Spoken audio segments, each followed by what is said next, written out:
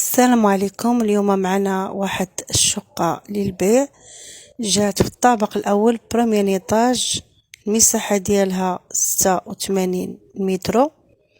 كما كتشوفوا راها مصلوحة كاملة، معودة مسيوسة ومعودة، يعني خاصة غير الصباغة، شراجم الكتريك.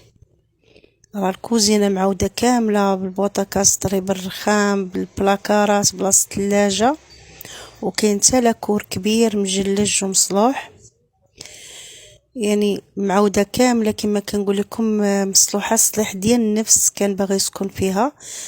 سكن بلاصه اخرى عجباتو بقى فيها، هذه بغى يبيع، يعني ماشي من دوك الناس اللي يزوقوا وباغيين يكريو ولا يبيعوا اللي يتفك منها ولا شي حاجه، لا، كان صالح لنفسه.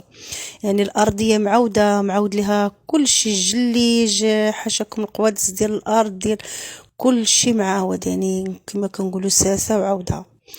كاين جات في حي الفضل طريق السبيت 3 من الليل.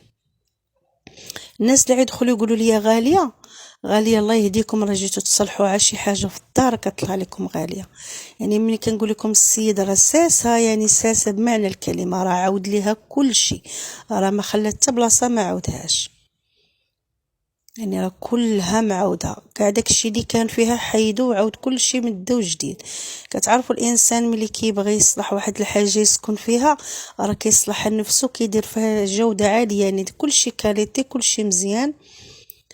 جات في حي زوين كله اقامات، حي جديد سميتو حي الفضل، جا في طريق السبيت، كل شيء مصلوح، اللي بغاها مرحبا. الثمن ديالها هو 45 مليون، قابلة للنقاش، الكتبة عند نوطير بورقاتها، المسائل ديالها. اللي بغى يشوفها راه كاين السيدة اللي ديكم تشوفوها، واللي عجباتو مرحبا يدخل عندي الخاص.